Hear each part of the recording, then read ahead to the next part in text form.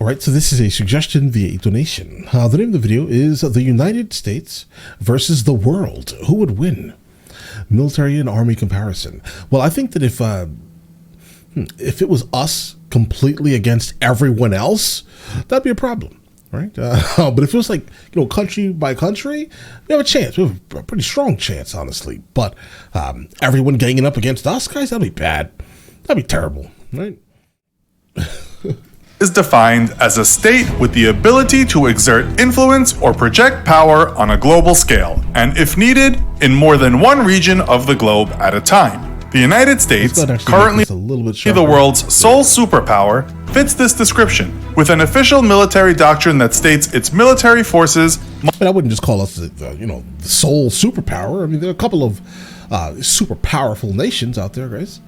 China and Russia are pretty loud, right? You get what I'm saying here, guys? Must be ready and capable to fight two major theater wars simultaneously, a capability no other nation on Earth can even approach. But what would happen if the United States found itself in a war against the entire rest of the world? How would that war potentially play out? The rules of this war game will be as follows. No nuclear weapons allowed, and war will be simulated to have broken out after weeks of preamble. As in a surprise attack, the United States with its forces spread around the world would likely lose its non-homeland forces entirely, but not before delivering crippling blows to most of the world's major powers and knocking them out of the conflict early. I can definitely tell you based off this map here, this one right here would be taken out fast. Most of these would be, no, maybe not so much this one here, but these would be taken out. Where are we in the world? Okay, so, guys, I think France would give us a problem, guys. If it's just what we have there. I'll be honest, it may sound crazy, guys. Spain's not going to give us too much of a run. Not in this region, at least. This is, Cadiz. This is a little above Danyana. But anyway, so like Spain is going to give us trouble once we get around here, guys. I would say near the center or near this side here, but where the base is in Spain, not so much, guys. But the rest of these places are going to get wiped. We're going to get wiped out, bro. I think so. We're going to give it the old college try, though. Absolutely. Crippling blows to most of the world's major powers and knocking them out of the conflict early. The US's main opposition would be in the form of a European coalition to include Russia and a China-India alliance. The rest of the world's contribution would be mostly in material supplies or financial backing, as while even nations like Japan boast a formidable military capability, they mostly lack the ability to actually deploy that power outside of their own borders. In fact, that would be the biggest hurdle to any global offensive against the United States. Guys, keep in mind that if they try to come directly to the U.S., guys, they're going to have multiple problems there. They're going to have to find some type of coalition with Mexico, most likely, or Canada, but I don't see that happening mainly with Canada. Potentially it could, but guys, we are so perfectly situated to kind of repel almost anything, right? But let's see how this goes. I mean, most likely, if this happens, for real, we will also fight this battle in Europe. Because for some reason, anything big happens ever in history, it's always fought right here. All right? It destroys everything, so unfortunately.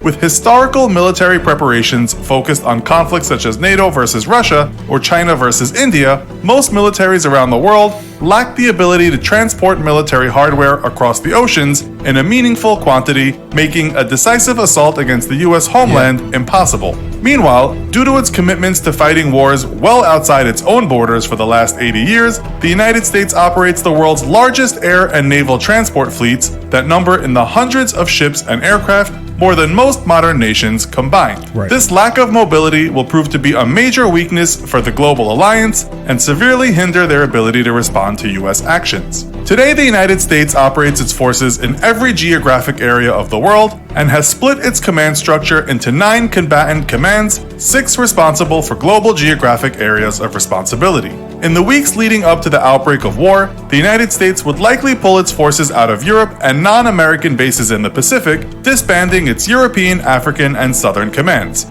Yeah, like literally right before things got crazy, if you start seeing the United States of America pulling out of your nation, Oh yeah, we're coming. Pacific Command, Northern Command, and Central Command would absorb these forces. Battlefield 1, Middle East. U.S. Central Command would receive an influx of former European assets, with the U.S. bolstering its forces in the Middle East in bases in Afghanistan and Iraq with one goal: destroying the major oil refineries and distribution centers while denying access to the sea lanes that transport oil from the region. 81% of the world's oil reserves are located in OPEC countries, and over 60% of the world's oil passes through the Arabian Sea alone. The US's strategic goals would be simple: shut off the global oil tap. With the world's 12th largest oil reserves, the United States could easily supply itself while denying the rest of the world access to vital Middle East oil. Europe, which would represent the United States' most formidable adversary, relies on Middle East oil for 40 to 50% of its total annual. That's why I'm saying it'll be disrespectful, guys. Listen, kerfuffles are troubling, absolutely. Do what you need to do to survive the next day, but that would be the ultimate disrespect. Use, meaning an American stranglehold on the region, would cripple any European war effort as reserves run out and their economies begin to collapse. Right. China would face a similar problem, as 50% of its total oil imports all come from the Middle East, making the region the first front in our war. At the outbreak of war, the United States would first strike at oil production and distribution facilities across the Middle East via carrier-based strike aircraft backed up by former European theater aircraft, now based off American bases in Iraq and Afghanistan. With the world's largest air tanker fleet and flanking the all-important Persian Gulf from both Iraq and Afghanistan, American aircraft could penetrate deep into Middle East territory with impunity, striking at targets from the Straits of Hormuz all the way to the Suez Canal itself. Though regional forces would be able to offer some initial resistance, most operate outdated Soviet-era or non-modern American-built aircraft, with the exception of current U.S. allies such as Saudi Arabia, who would be able to field modern variant F-15s, Typhoon Eurofighters, and Italian-British Tornado multi-role strike aircraft in small numbers. Without European support, however, the air war would go very poorly for Middle East powers for several reasons. Firstly, lacking a joint unified command, each nation would be unable to coordinate its air assets with its neighbors, resulting in confusion and low sortie rates. Most Middle East powers also field very few electronic warfare or early warning and control aircraft. Turkey, Saudi Arabia, and Israel would represent the most formidable threats to American air power, yet neither nation fields dedicated electronic attack aircraft, while the US is equipped with over 200, mostly F-35 variants and EA-18G Growlers. Without adequate numbers of AWACS and electronic warfare assets, Middle East powers would be unable to coordinate the large amounts of sorties needed to counter US air power, and they'd find their aircraft and ground-based air defenses actively jammed or spoofed by American EW assets. In the opening days of the Middle East War, the US would likely see moderate casualties among its air forces, as it would be mostly operating against obsolete aircraft and disorganized or inexperienced air forces. The greatest threat to US craft would come from ground-based air defenses, which range in obsoletism, yet remain a formidable obstacle to US air power. With a concentration of American power in the region, it's a foregone conclusion that Middle East powers would have begun to move their air defenses to protect vital oil shipping routes and manufacturing/distribution centers. Yet Desert Storm proved how effective the United States can be at dismantling a nation's air defense network, and most nations in the region have invested little into modernizing their defense infrastructures in the years since. The US would suffer most of its losses to its fourth-generation aircraft such as its F-15, F-16, and F-18s, while its fifth-generation F-35s and F-22s would prove much more difficult to contend with. With an inventory of 385 active F-35s, over 1,800 more on order, and 197 F-22s, the US retains the only operational fifth-generation air fleets, with current allies fielding a token force of F-35s purchased from America. Oh, so that's where all our taxes go, guys. I was wondering, because I never saw anything from our taxes. I was just wondering where they all went. And the Russians and Chinese still not fielding combat-ready fifth-generation aircraft. Despite its technological... Let me stop, because someone in the comments is going to be like, the roads! I know, bro. Just a joke. Come on, guys. Come on. An operational superiority, however, sheer numbers would present a threat to American forces. So instead of seizing key oil production or distribution facilities, the US would instead focus its efforts on keeping those facilities and trade route choke points shut down while defending against attacks on its air bases. A single sunk supertanker could block the Suez Canal for weeks, shutting down one of the most important oil trade routes in the world, while constant harassment by American air power would make the Straits of Hormuz impassable. With few major naval threats in the Pacific, American Pacific naval forces would be split between containing China and bolstering US Central Command forces in establishing a blockade of trade routes across the Pacific and Indian Oceans. With 20 carriers, 11 of which are supercarriers, more than the rest of the world combined, a blockade of the Indian and Pacific Oceans would be easily achieved. With a staggering 80% of global oil trade passing through the Indian and Pacific Oceans, the rest of the world would be forced to abandon any plans to attack the US homeland and first try to dislodge the Americans from the Middle East. Yet they would be doing... Guys, I know like initially the rules were no nukes, right? But the problem is, I think, personally, if we did what this man just said, someone is going to break those rules. All right, I'm just going to be honest, guys. They're going to come straight for our heads. Stay away from that region for the most part, right? I mean, the Middle East, very specifically, if we were to stop all oil, guys, I'm sorry to tell you, someone is sending one of those over to us. That's going to be mandatory. It's too disrespectful. I like theorizing and playing the games in a sense right here, guys, but I'm telling you right now, they're going to break all of the rules 100% if we do that. Like, there's not even a question here at all regarding this topic. They're definitely doing this. And I'm going to tell you right now, multiple people are doing it. It's not just one place. All right, they're going to go straight after all of our cities because they know they cannot get a ship over to us without us destroying it on the East Coast or the West Coast. They're going to have to sneak they're going to have to sneak people in, most likely, or sneak somehow in through Canada or Mexico, because our airspace is entirely too secure. We know you're coming hundreds of miles away from off of each of our coasts, guys. We know you're coming. Right, so they're gonna have to send something over to us, like a care package, because this is too disrespectful. Doing so while operating on a ticking clock as domestic oil reserves begin running dry. In a prolonged conflict, immediate development of oil reserves in Russia would begin, though with only 80 billion barrels of proven reserves versus over 800 billion in the Middle East, it would be imperative for the global coalition to dislodge the US from the region or face eventual oil starvation and defeat. Europe would be faced with the... But think about how long that'll take to also mobilize. That's not going to be an instant thing. And during that time, we are going to absolutely decimate things while you're scrambling on the ground trying to figure out what you're going to do when you have no gas in any of your vehicles. I'm telling you, bro. They're definitely gonna send something over to us. Apologies, guys, I just bit my tongue. Difficult decision of committing the majority of its air and naval power to a Middle East campaign, yet with an American Navy larger than the next 8 navies in the world combined, they would be doing so at the risk of leaving their coasts vulnerable to harassment from American attack submarines and carrier strike groups. American attack submarines in particular would prove to be an overwhelming force, with 55 nuclear attack subs alone. Europe, yeah, but we can't use them, remember? Your rules. To include Russia, fields nearly 100 submarines, yet only about a third of those are nuclear powered and range from 10 to 25 years behind US subs in tech. Lacking in major transport capabilities and the ability to adequately protect either their sea lanes or any attempts to move troops by sea, the global coalition would be extremely hard-pressed to dislodge the US from the Middle East. While an eventual overwhelming of US ground forces would be possible, it would take weeks of buildup and slow moving of forces via ground routes to avoid American submarines.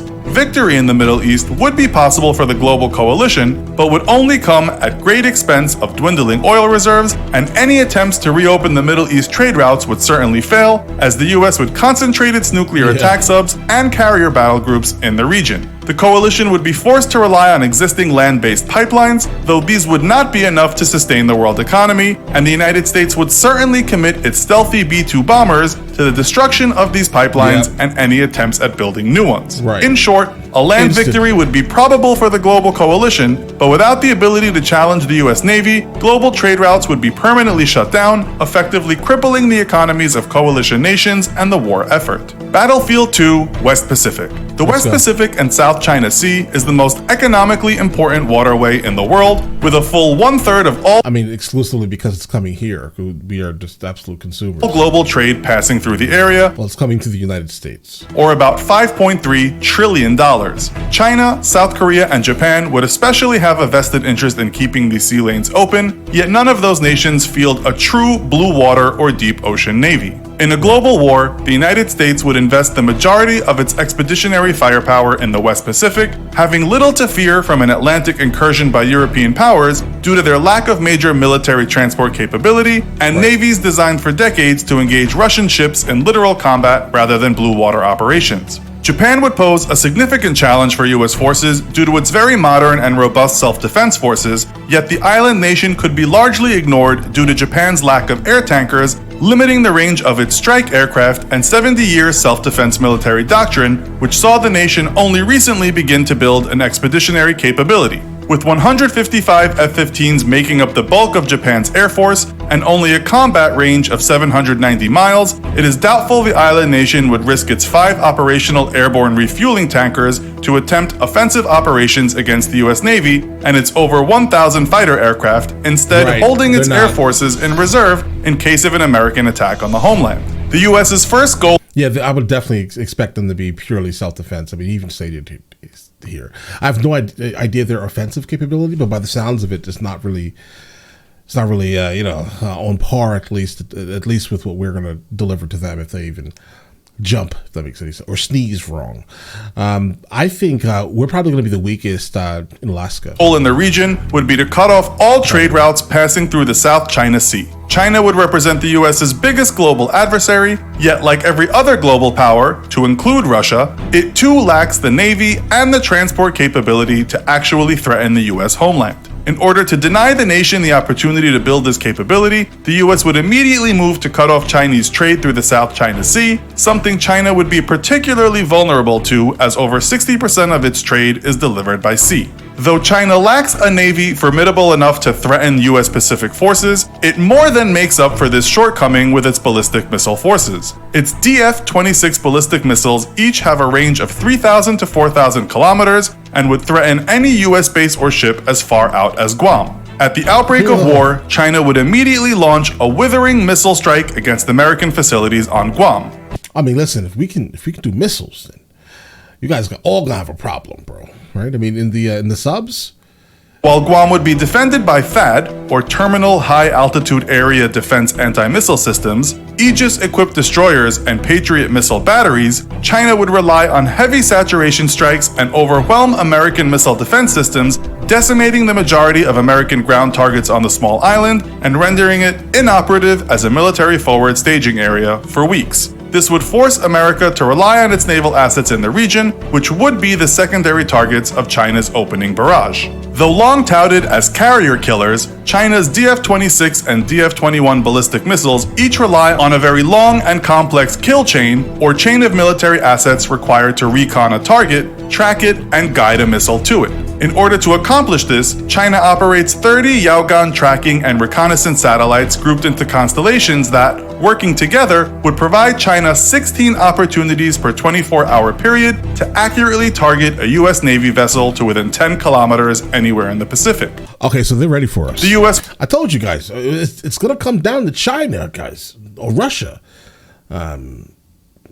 But it sounds like more China than Russia. Would certainly seek to counter this capability with deployment of its anti-satellite weapon systems, of which it remains extremely secretive about. It is impossible to infer just how effective US anti-sat weapons truly are due to a lack of information, but it is known that in the early 2000s, the US Air Force successfully tested a deployment of mini-sats designed to kill or hijack enemy satellites, and in 2008, the US successfully targeted and destroyed a defunct satellite with an SM-3 missile launched from the USS Lake Erie in the Pacific. With every US destroyer and cruiser able to carry the SM-3, this could potentially... Of course we would have something like that, guys. Of course, mandatory.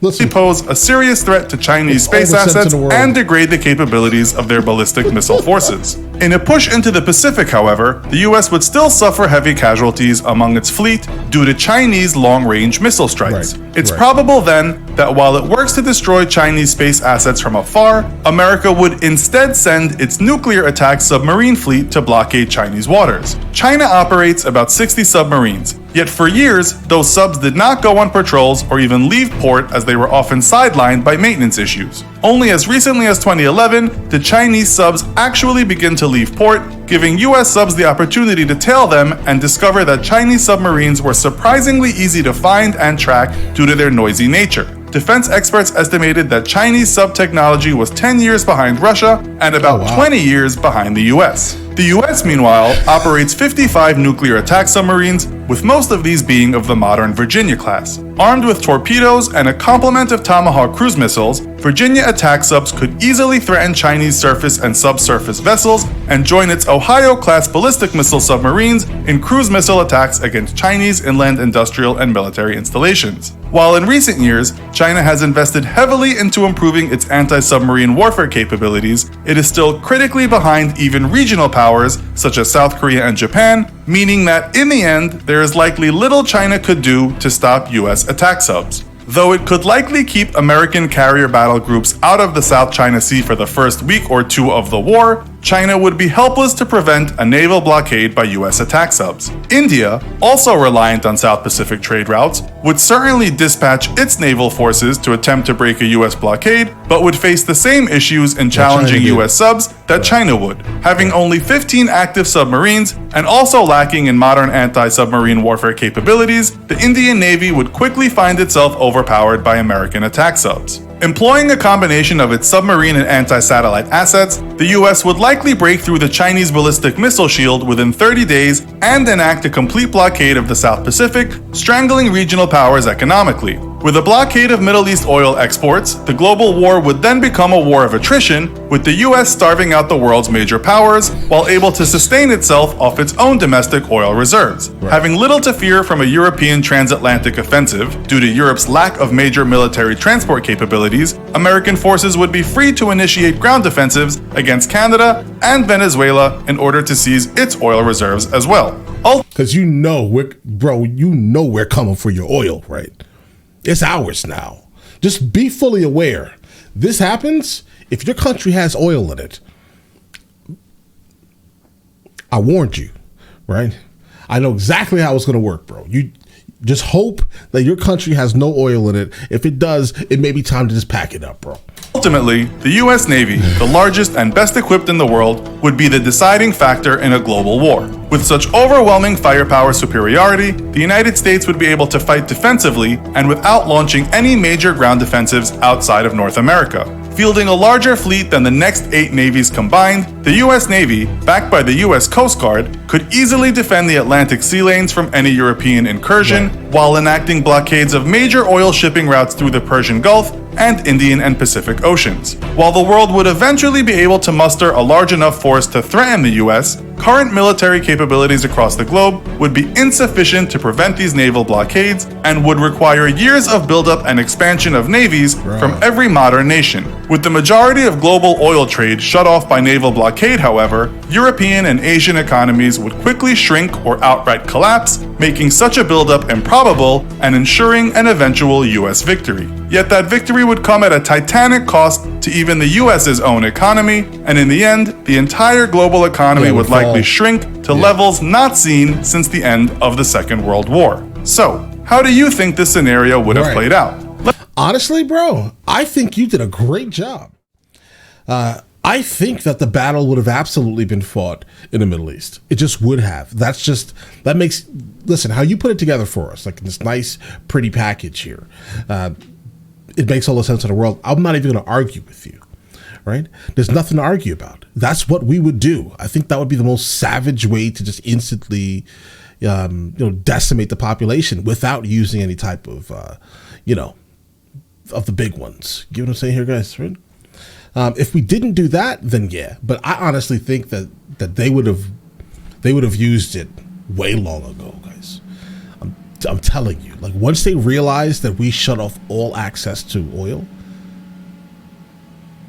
yeah, bro, yeah, that would have been a problem. And also taking China out, that would be terrible for us. You get what I'm saying here, guys? That'd be bad for us exclusively. How many things do we get from China? We build like nothing in the United States of America anymore. Like nothing is built there. Most cars are built in like Mexico, guys. So what do we do here? It's better for us just to remain, moderately peaceful towards the world. I get it. We are absolutely an overwhelming force. It's probably the reason why some places just don't like us. They think we're cocky, right? And this is the reason why. You know what I'm saying here, guys? I mean, we know that we, as a country, it's kind of strong enough to take over the whole world. But all right, guys, listen. I think he's right with what we would do for the most part, right? I did not know that we had things that could take out satellites. That's special, but it doesn't surprise me. I'm just gonna be honest, guys. It doesn't surprise me. But all right, listen, let me know in the comments of the next one of these I should be checking out, and I will get into that as soon as I possibly can, all right? And listen, you guys all have an absolutely amazing day, and enjoy your day thoroughly.